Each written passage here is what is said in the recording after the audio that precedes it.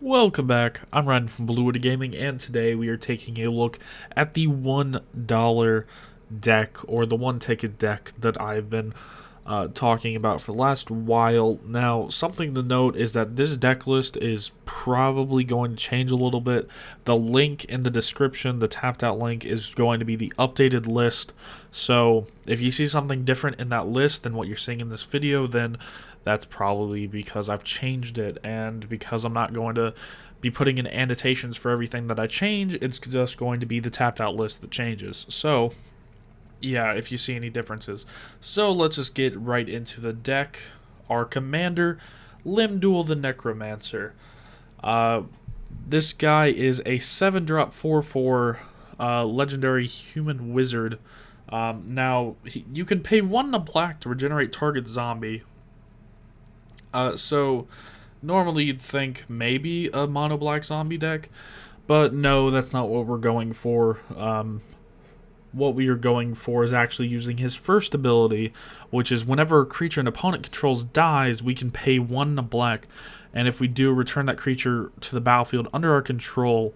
If it's a creature, it's a zombie in addition to its other types. So yeah, we could, in theory, return anything that would go into an opponent's graveyard.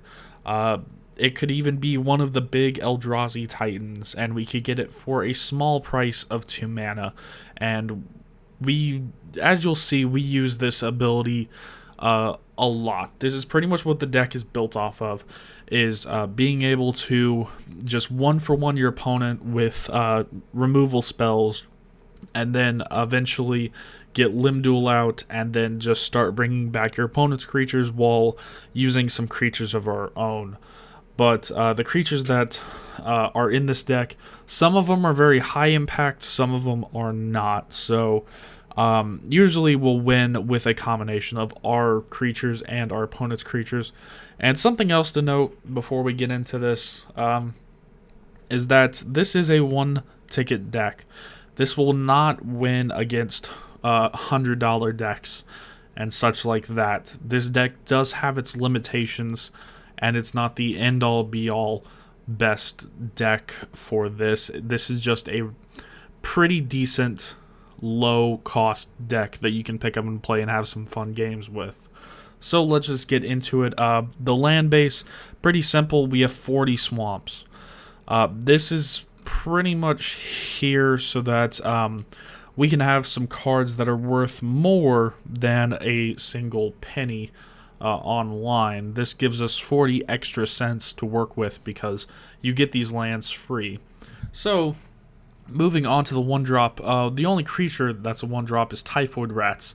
Notably, he has Death Touch. That is the important thing, is that he has Death Touch, because what we have as a little side theme is it was a deck in Standard not too long ago called Poison Arrows.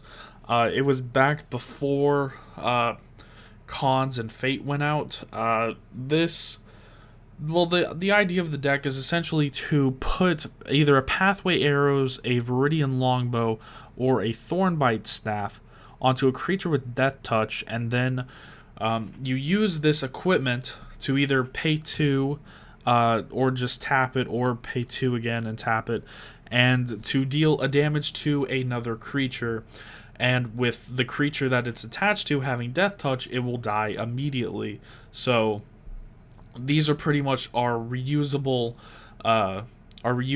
kill spells, and of these 3 that we have, the best one by far is Thornbite Staff, because it gives the creature, whenever a creature dies, untap this creature. So we can just, in the late game, if we have this attached to something with Death Touch, we could just machine gun down our opponent's creatures. And if we have Lim-Dul out, then for 4 mana, essentially, we're getting one of our opponent's creatures.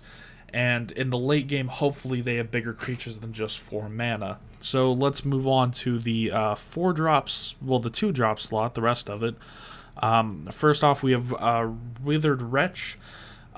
Because we are killing a lot of things, this does enable a few graveyard decks, and so this is the one card that we have to work against the graveyard decks, because we can pay a single mana and exile target card from a graveyard. Pretty much, it's good for all the to play against all the reanimation cards, and like I said, the graveyard-based decks, which you don't see that often on MTGO because it's kind of annoying to play with the graveyard-based deck, but you do see it occasionally. Next, we have Victim of Night. Just destroy target non-vampire, non-werewolf, non-zombie. Most of what you're going up against will not be one of those three things, so we can easily just destroy anything for 2 mana. Next, we have Vampire Hex Mage. This is a 2/1 with First Strike for 2, but this is the way that we get rid of Planeswalkers, because we can sacrifice Vampire Hex Mage and remove all counters from target permanent. So if our opponent puts out some troublesome Planeswalker that we don't want to ultimate or something, then we just sacrifice Vampire Hex Mage and get rid of it altogether. Next, we have Stitch Together, which is return target creature card from our graveyard to our hand, and if we have Threshold, we can return it to the battlefield instead. This is pretty much the way to get the Vampire Hex Mage triggers over and over again.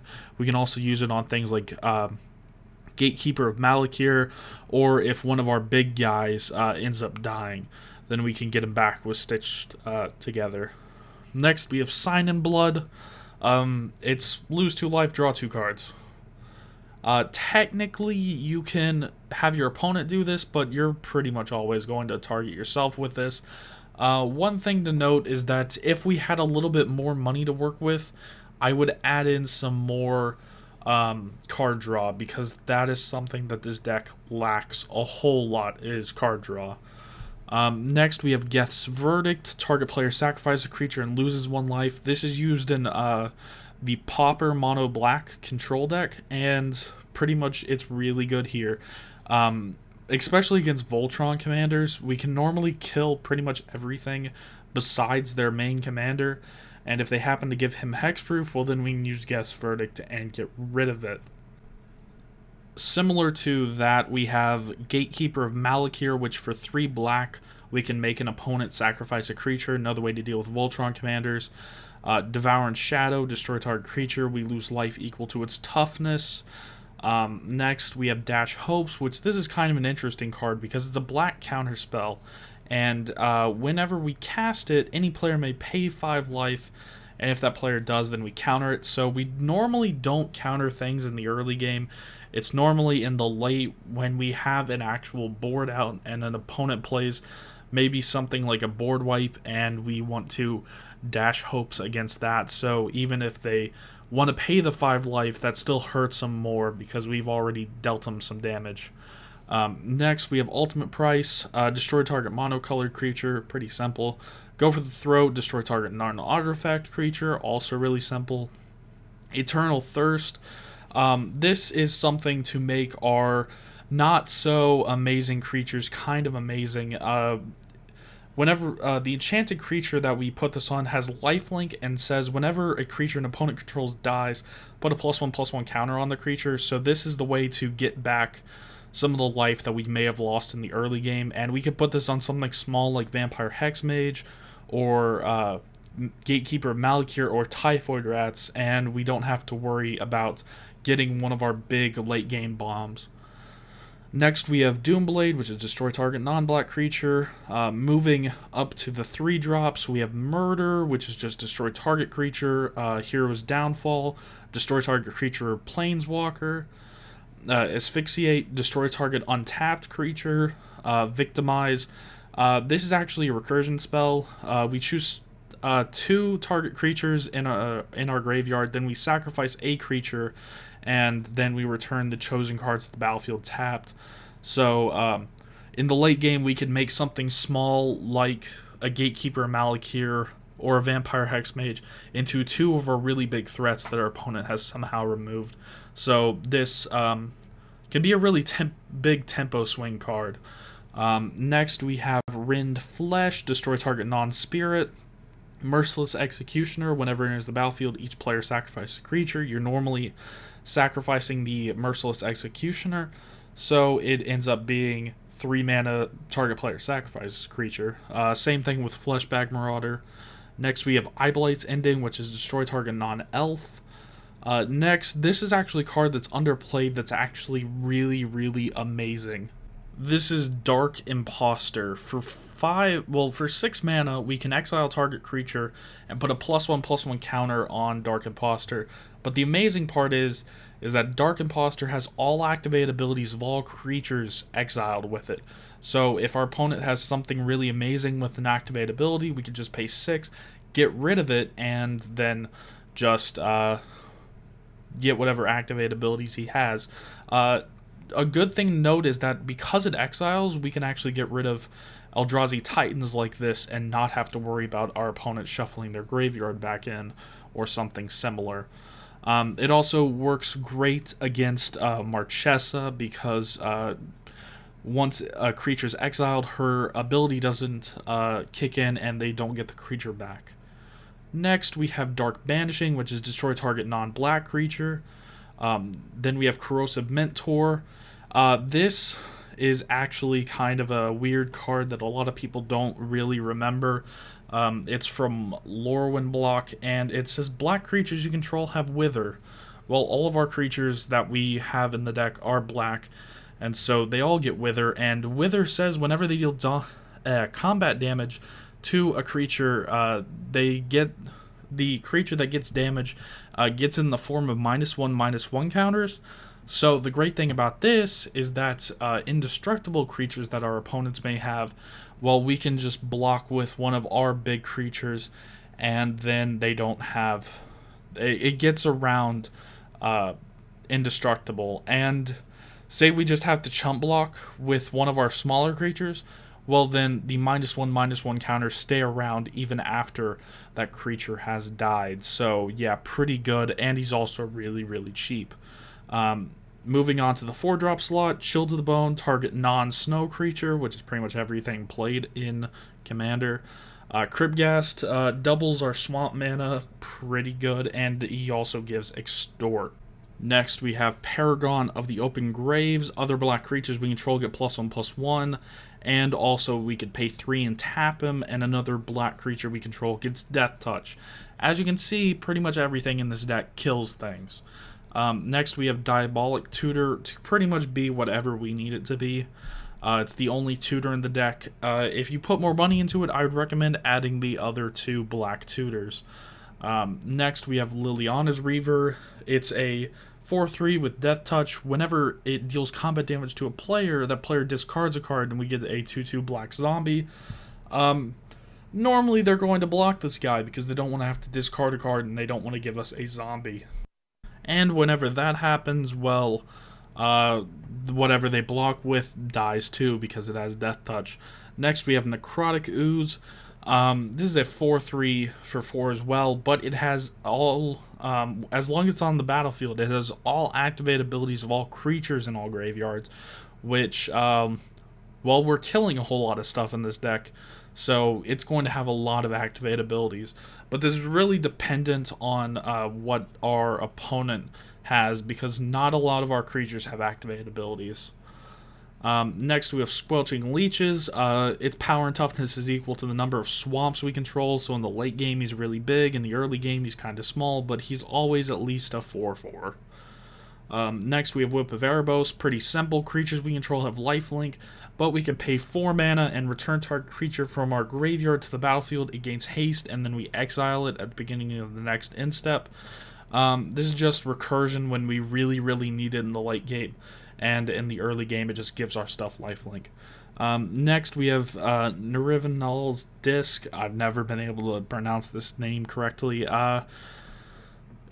You know what this does. It destroys everything, and we need something like that because board wipes in black are surprisingly very expensive. You would also be kind of surprised how few of them there are that aren't really all that expensive.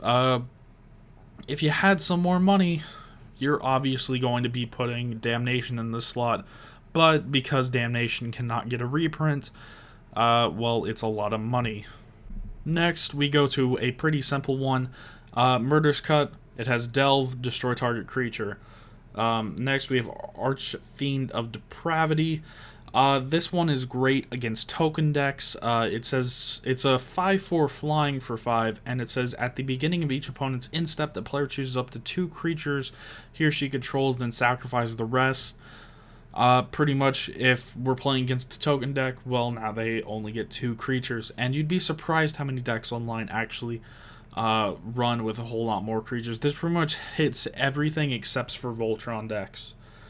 Next, we get Bloodgift Demon, pretty much Phyrexian Altar on a creature, which, like I said before, we need the card draw because we don't have a whole lot of it in the deck. So this guy's very, very helpful. Next, we have Drana Calastria Bloodchief, the original Drana. She's a 5-drop 4/4 with flying. The amazing thing is we can pay 2 black and X, and target creature gets -0/-X until end of turn, and Drana gets +X/+0 until end of turn.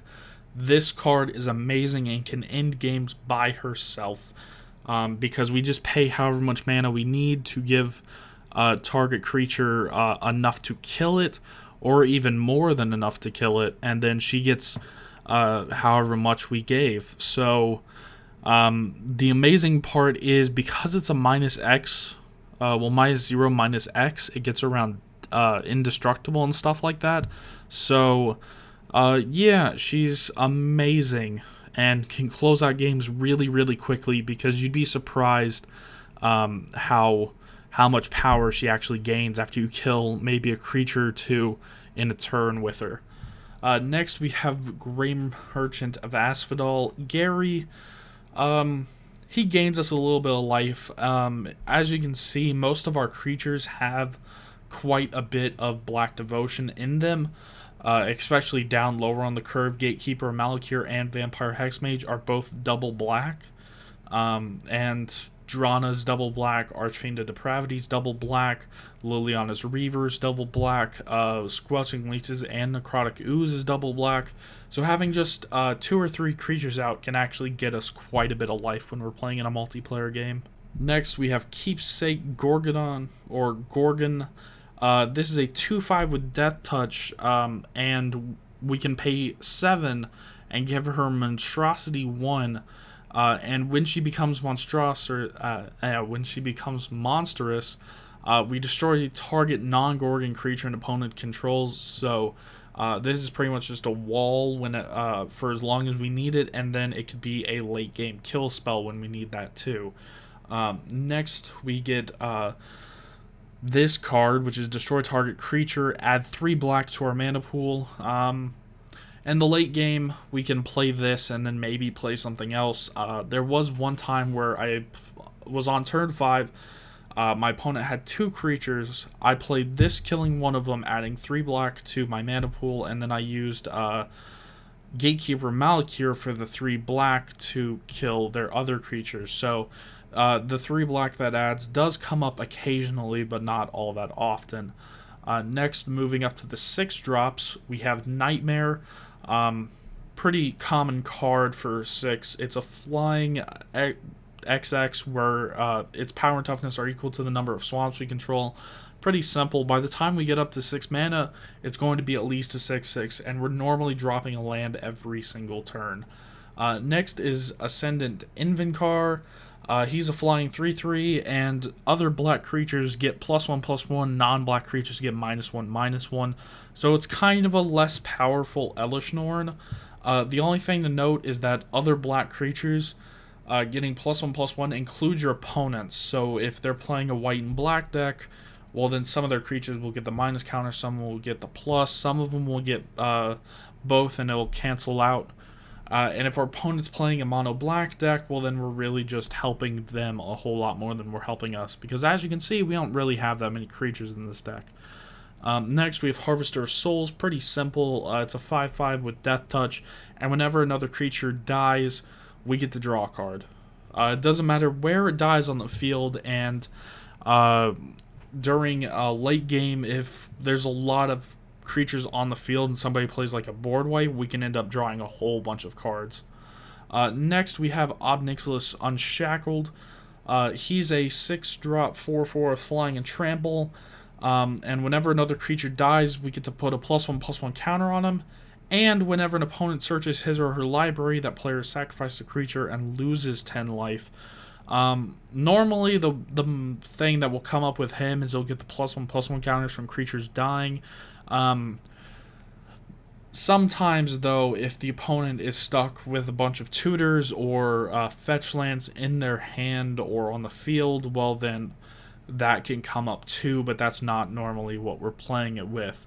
Next is Dread. This is a 6/6 for 6 with Fear, meaning that it can't be blocked by artifact creatures or black creatures.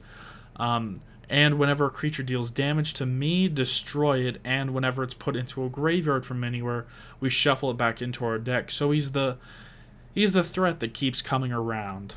Next, we have a Helldozer. This is the only land destruction in the deck. Normally, I wouldn't play land destruction, but over the games that I played over the last couple of weeks, it seems like people are using a lot more utility lands. So he's just in here to get rid of utility lands and maybe some man lands, because this is technically a kill spell if your opponent has man lands. Next, we have Viscera the Dreadful. She's a 5/5 for 6 with flying, and we can tap her to destroy target creature. So she's a removable, reusable kill spell, and our opponent's usually going to use some cards to kill her too. Next, our final 6-drop is Duplicant. When it enters the battlefield, we get to exile a target non-token creature. Usually it's going to be something our opponent controls, and as long as the card exiled with Duplicant is a creature, Duplicant has the power and toughness and the creature types of the last creature card exiled with Duplicant. So it's a 6-mana kill something or exile something, and then they don't get it back. So normally we're playing this and getting rid of their big bomb so that Duplicant can be really big too, and just be a wall after he comes out. Okay, we don't really have much cards past the 6-drop slot, but we do have a few. The first one being Grave Betrayal. This is for when Lim-Dul's not out on the field. Whenever a creature we don't control dies, return to the battlefield under our control with an additional +1/+1 counter on the beginning of the next instep. This creature is a black zombie in addition to its other colors and types. This is pretty much Lim-Dul 2.0. Also, we don't have to waste the mana for Lim-Dul if we do happen to get this out, so it's just another version of him. Next, we get Sculptural Primordial. It's a 5/4 with Intimidate, meaning that can be blocked up by artifact creatures and or creatures that share a color with it, which it's pretty much the same thing as Fear on this guy. And when it enters the battlefield, each opponent, we get to put one of their creature cards from their graveyards onto the battlefield under our control. So late game, we can just get whatever out of the field. And we're normally went through killing enough of their creatures by the time that we cast him for this to really do some damage. Next, we have Baneful Omen. At the beginning of our instep, we get to reveal the top card of our library, and each opponent loses life equal to that converted mana cost. Yeah, this card surprisingly can rip through our opponent's life totals very, very quickly. Most cards in our deck are 3 or higher in CMC. I actually, the average CMC in the deck is actually 3.75. Technically it's 3.73, but that's just really close. So yeah, being able to do on average 4 damage a turn with this guy really racks up pretty quickly. And yeah, I'm pretty much the only reason why people don't play this card is because it's 7 mana and people don't want to pay 7 mana for something. Our only 8-drop and the biggest casting cost in the deck is Inguruk's Wake. Pretty simple card that actually played in Standard during M15. Destroy all creatures you don't control and all planeswalkers you don't control. One-sided board wipes are very good. Cheap one-sided board wipes are even better. Besides the disc over here, this is pretty much the only way to do a board wipe, because these are really cheap ways to do board wipes. Then the final 3 cards in the deck are X spells. The first one is this guy, 2 black and X. Each opponent loses X life, and we gain life equal to the life lost this way. This is pretty much another version of Grey Merchant of Asphodel, but we get to choose how much life each opponent loses. And say we only cast this with X equaling 1. If we're playing in a multiplayer game, that's normally meaning that we gain 3 life. So if we're playing against 3 other people, and say we have X equal 5, well, then we're gaining 15 life. If we're super late in the game and X equals 10, well, we're gaining 30 life. This doesn't normally kill people, but it does put us back in the game if we happen to be at a really low life total. Next, we have Killing Glare. This one is pretty simple. We get to play it at any point in the game. It's destroy target creature with with power X or less. So if we draw this in the late game, then we get to kill something really big of theirs. If we draw it in the early game, then we get to destroy something small of theirs. Pretty much scales with how late the game's going. Then finally, we have Disemboweled, which is pretty much the same thing as Killing Glare, but it's destroy target creature with converted mana cost X. So also good in the early game and in the late game, because like I said, we're normally playing a land every single turn. The only thing is, this deck actually plays kind of like a red deck. We can actually run out of cards in our hand pretty quickly, because we do 1-for-1 our opponent, but if our opponent has any sort of draw spell or any sort of way to get card advantage, well, we're pretty much shit out of luck, because this deck cannot draw cards to save its life. It only has 2 ways to draw cards, that being Bloodgift Demon and Sign in Blood. So yeah, if you want to put more money into this deck, I would definitely recommend first off getting more card draw, then into board wipes, and then maybe into some better black creatures. But this is pretty much what we've done with the 1 ticket, and so far the deck has been okay. I've won a single game out of the 3 that I played with it, which isn't too good, but for 1 ticket, I'm not really complaining that I won a single game with it. Most games are usually pretty close. The blue decks and the blue-green decks are really this deck's worst enemy. Token decks are also pretty annoying, because we're wanting to 1-for-1 our opponent, but any fair deck that wants to just 1-for-1 us, we're normally going to be very far ahead in that match. So that is it for this video. I might have a match up of this at some point, but I'm not recording that many matches of Magic Online anymore. I'm kind of building a Marchesa deck right now. Conspiracy 2 is actually coming out soon, so I might do a theme deck like that, but we don't actually get the Conspiracy 2 cards on Magic Online for quite a while, and we probably won't even get most of them, because the way that we got the last ones was a Vintage Master set that came out after Conspiracy that added in some of the more important cards in it, like Marchesa herself and some of the other rares, and definitely the Planeswalkers and such. But I'll probably do a Conspiracy kind of theme with the original Marchesa sometime soon. I don't exactly know when, and I might be a little wrapped up in some of the games that are coming out soon. So yeah, that's pretty much the schedule so far. Is I have no idea what's going to happen. I'm just working on some things. So yeah, that's going to be it for this video. Remember, I'm Ren from Bluewoody Gaming, and as always, I'll see you guys in next one.